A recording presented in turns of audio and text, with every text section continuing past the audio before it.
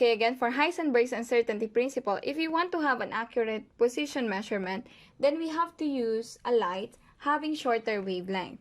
But that light having shorter wavelength, it has higher frequency. That means it has higher energy. So if we are able to identify the position of the object, that energy can be transferred to that object, and we could no longer predict the momentum of the object after receiving that energy.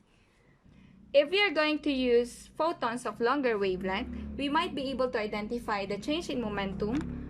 However, we could not define the position of the object because we are using a lower resolution of light. So let's take a look at the equations behind this. If we are going to use a light having wavelength lambda, our delta x, or the uncertainty in the position, is proportional to lambda, or to the wavelength. And then we also have an equation wherein P is equal to h over lambda. So if we are going to talk about the uncertainty in momentum, this is proportional to h over lambda. So if we are going to multiply two uncertainties, we have the uncertainty in x, or in the position, and then uncertainty in the momentum. They are directly proportional to h over lambda multiplied by lambda. So our uncertainty, or the product of the uncertainties delta x, delta p, is proportional. Okay, so the product of uncertainties x, or uncertainty in x, and uncertainty in momentum, it is directly proportional to h. Now, more accurate measurement or more accurate calculation of this one resulted to the Heisenberg's uncertainty principle, wherein we have an equation, the uncertainty in x and uncertainty in momentum is greater than or equal to h over 2 pi. But that h over 2 pi, they also use h bar to express h over 2 pi. So that is the product of uncertainties in the position and uncertainty in the momentum. So if you want to accurately measure the position, the uncertainty in x will be small, but the uncertainty in p, or the momentum, will be large. On the other hand, if you wanted to accurately define or accurately measure the momentum, so the uncertainty in momentum will be small, but the uncertainty in the position will be large. So that is what we call the indeterminacy. You are accurate in one aspect, like x or position, but you cannot be accurate with the momentum of the object. Now let's talk about its counterpart in energy. Okay, so now let's talk about the uncertainties in energy. We have here, in classical physics, you have speed equals distance over time. So let's have speed of light. Okay, let's have the speed of light c equals delta x over delta t. So you now have here delta t is proportional to delta x over c. But take note that the uncertainty in the position is also directly proportional to lambda. So that is, the uncertainty in time is also directly proportional to lambda over c. And recall also that we have here energy is equal to hf, and this is also equal to h c over lambda. Now let's take a look at the uncertainty in energy. So you can see here, based on the equation, we have an uncertainty in energy, which is equivalent to hc over lambda. Okay, now let's try to multiply the two uncertainties. We have the uncertainty in E, and then uncertainty in time. The product of that will be directly proportional to h. Since you are going to multiply this, lambda over c, and then hc over lambda, so that is directly proportional to h. So let's take a look at the calculation. We have delta E, delta T is directly proportional to our delta E is hc over lambda. Then you have here for delta T, we have lambda over c. So you have this relationship wherein the uncertainty in E multiplied by the uncertainty in time, we have h. So again, a more detailed calculation also resulted to delta E, delta T is greater than or equal to h over 2 pi.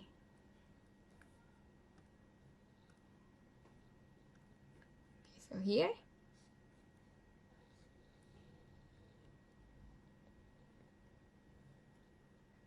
this one is telling us that there could also be uncertainty in the energy.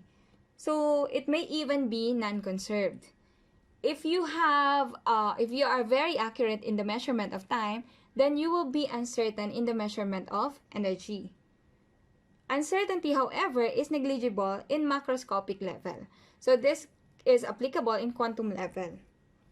So let's take a look at the figure or the value of h bar. So h bar is equal to h over 2 pi is equal to 6.626 times 10 to negative 34 joule second divided by 2 pi. So that will be equivalent to 1.055 times 10 to negative 34 joule second. So that is our value for h bar. So that is about Heisenberg's uncertainty principle. So take note that h is known as the Planck's constant.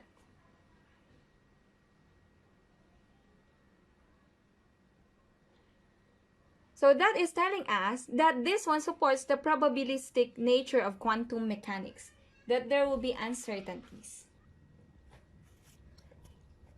Now, why is it that when we are dealing with macroscopic level, it tells us about determinism or deterministic in nature, but when we are dealing with microscopic level, it's probabilistic in nature?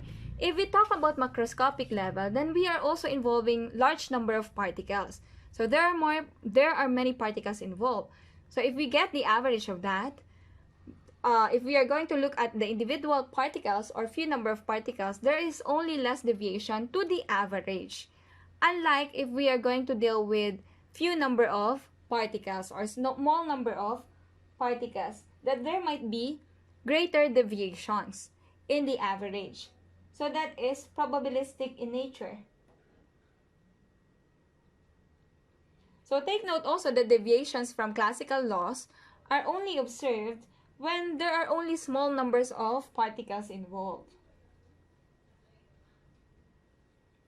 However, since there are no precise deterministic laws when it comes to quantum mechanics, we have this what we call statistical laws, which are based on probabilities. Now, my professor, during my master, I remember clearly this one, that it is nice to study about the behavior of electrons, that God also created us so that we have this freedom. So we are not just defined, our position is not exact, our position is not very certain. So there is somehow a cloud where we can be. So that is our probability. We have this certain freedom that we can move around that particular cloud. So that's why if you're going to look at human nature, meron pa rin tayong mga aspects that we decide for it. So that's the freedom given to us. But of course, we have to use that freedom properly. So that's why we know that God's plan for us is good, but maybe we have chosen the wrong way sometimes. So that is the freedom given to us. So if we can relate that to the movement of the electrons, that the electron, the position is not just defined to be there, it's not always exact, but is the probability that the electron will be there in that electron cloud. Okay, so hope you can remember this one also.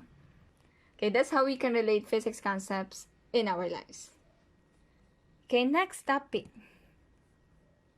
Now let's take a look at the quantum mechanics of the hydrogen atom. So you have here the equation, but if you're going to look at this one, the energy is equivalent to negative 13.6 electron volt divided by n squared, where n is equal to 1, 2, or 3, and so on. So those are the different energy levels.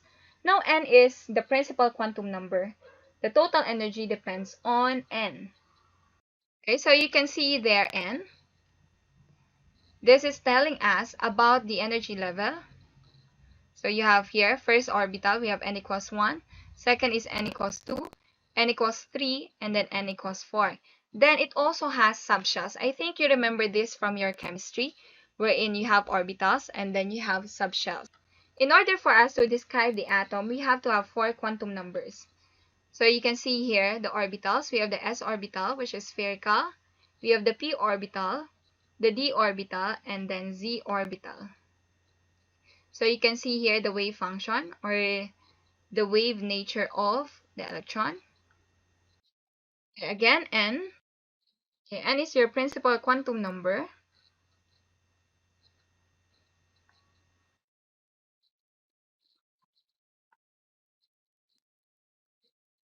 Wherein the total energy depends on n. Then we have the next one, L. That is your orbital quantum number.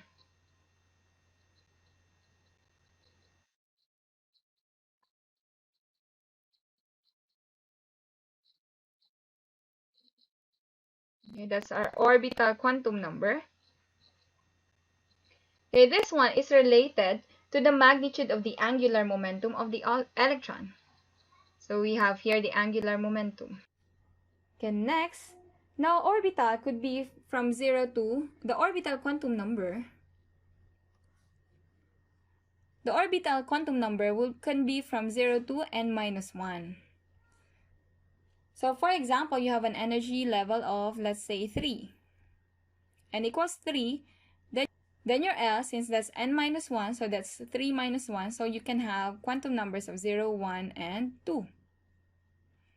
If, for example, your n, let's say it is 2, so that's 2 minus 1, you can have an orbital quantum number of 0 and 1.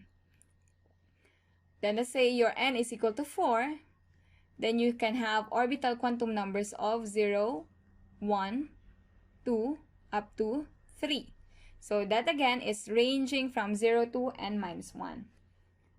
Okay, so we also have the value for the actual magnitude of angular momentum.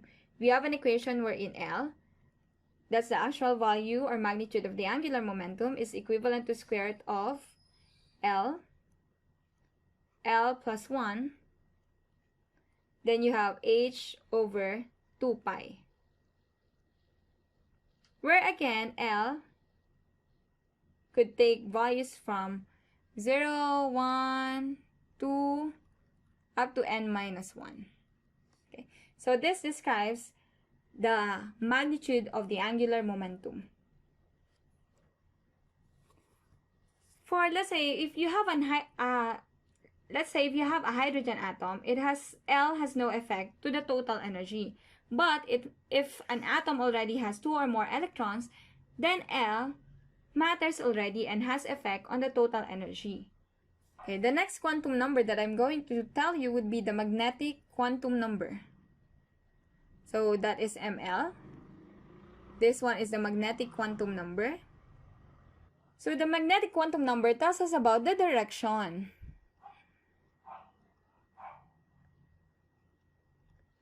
It tells us about the direction of electrons' angular momentum.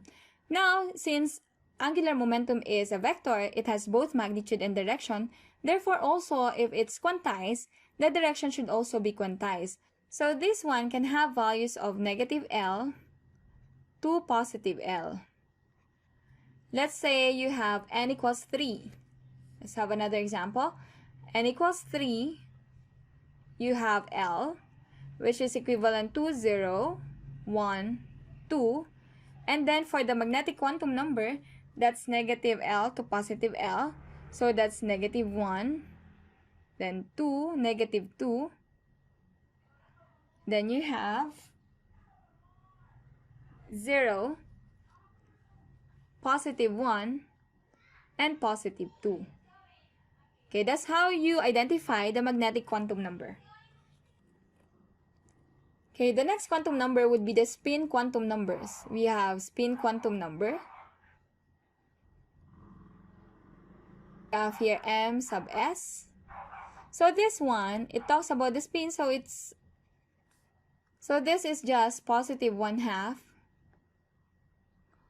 and negative 1/2.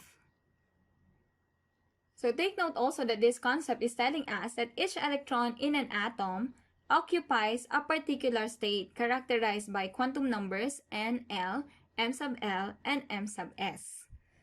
Okay, again, each electron in an atom occupies a particular state characterized by quantum numbers n, which is the principal quantum number, l, the orbital quantum number, m sub l, the magnetic quantum number, and m sub s, which is the spin or the magnetic spin. Now, this was introduced by Wolfgang Pauli, wherein in the Pauli exclusion principle, it tells us that there are no two electrons in an atom that can occupy the same quantum state. Now, this spin also is represented, remember in your chemistry that when you're drawing the arrows, you have arrow up and arrow down. So this is telling us, or this is representing the spin of the electron. Okay, so that's how we describe the electrons in an atom. Remember, in your chemistry, you are using the SPDF. Now, let's take a look at the orbital quantum number. We have L equals 0, that is for S state. We have L equals 1, P state. Then L equals 2, D state. Then L equals 3, F state. L equals 4, G state. So that's arranged alphabetically. Let's take a look at some examples.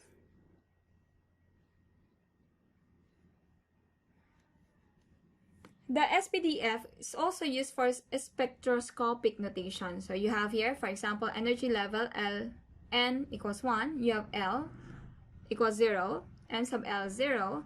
And then you have spectroscopic notation 1s. And then that is located in a shell K.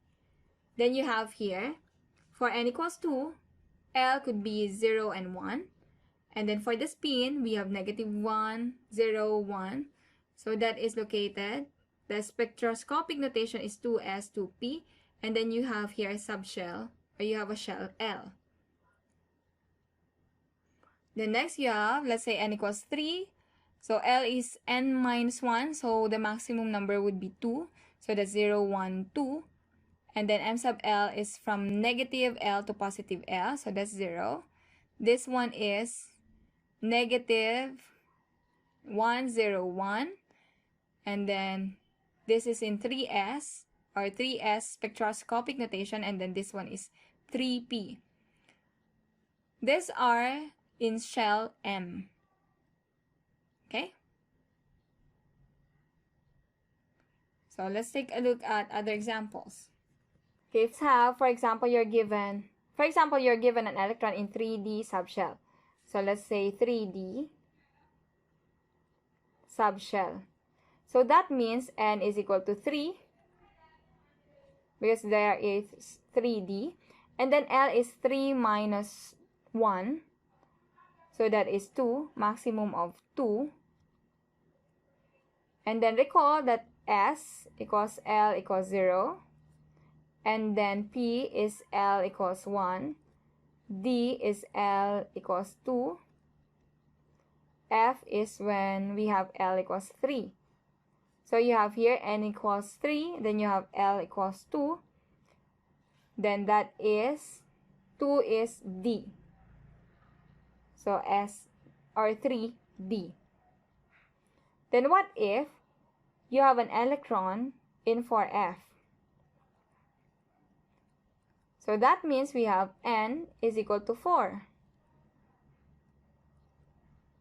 And then you have here F, so L is equal to 3. So take note again, the magnetic quantum number m sub L describes the orbital within a subshell. So let's review that. How many orbitals is within the subshell? Take note that the magnetic quantum number describes the orbital within a subshell. So let's say we have here L, then you have m sub L. So if L is equal to 0, we now have 0 as m sub L. And then if you have L equals 1, that is negative 1, 0, 1. So you have here, in another example, if you have L equals 2, therefore you have negative 2, negative 1, 0, 0, positive 1, 2. And then if you have L equals 3, that would be negative 3, negative 2, negative 1, 0, 1, 2, 3. So that means we have here, for this we have 1, 2, 3 orbitals.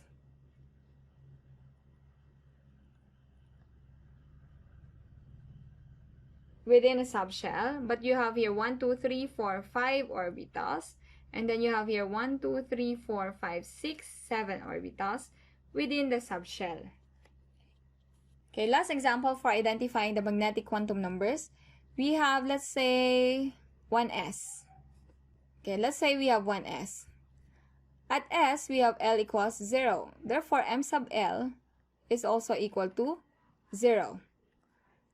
Okay, let's take a look at another example. Let's say 2p. For 2p, we have n is equal to 2. L is equal to 1. So you have ml is equal to negative 1, 0, 1. And then let's say again, for example, we have 3d. N is equal to 3. Remember, SPD, if we have dl is equal to 2. So you now have negative 2, negative 1, 0, positive 1, positive 2. And last one, let's say we have here 4f. So in 4f, n, energy level here, we have n equals 4, L equals 3, and then you have m sub L, negative 3, negative 2, negative 1, 0, 1, 2, 3. Okay? Now, what about the spin? Okay, what about the spin? We have m sub s, or the electron spin, m sub s, could either be positive or negative 1/2. Now, let's say we have 3d8. Let's say you have a spectroscopic notation 3d8. So that means n is equal to 3, based on this energy level, n equals 3. Then d is SPD, so L equals 2. Then you have ml would be negative 2, negative 1, 0, 1, and 2. So if we are going to fill up the sub-levels or subshells, say this one, we have 1, 2, 3, 4, 5. 1, 2, 3, 4, 5. Because to represent this, 1, 2, 3, 4, 5. So let's take a look at the spin. So we have here the given 3d8. So you have, this is how you do it in chemistry. One spin first. 1, 2, 3, 4, 5. Then spin down 6, 7, 8. Okay, so that's 3d8. 3 having energy level or principal quantum number 3. And then we have here orbital quantum number 2. And then you have here the sub levels or subshells. We have -2, -1, 0, 1, 2. And we have 8 electrons. 1, 2, 3, 4, 5, 6, 7, 8. So for this, our MS, since we have positive, then this one is -1/2. But take note also that it's also possible that we have spin negative first. So let's try it. 1, 2, 3, 4, 5. So let's have spin down or down, arrow down. 1, 2, 3, 4, 5. Then 6, 7, 8. So we can also have a spin of +1/2. So the spin is either positive or -1/2. Okay? So that is quantum mechanics. We'll try to have other calculations involving energy levels and involving Heisenberg's uncertainty principle. Okay? But we will end this lecture with this topic. Okay? See you in the next lecture.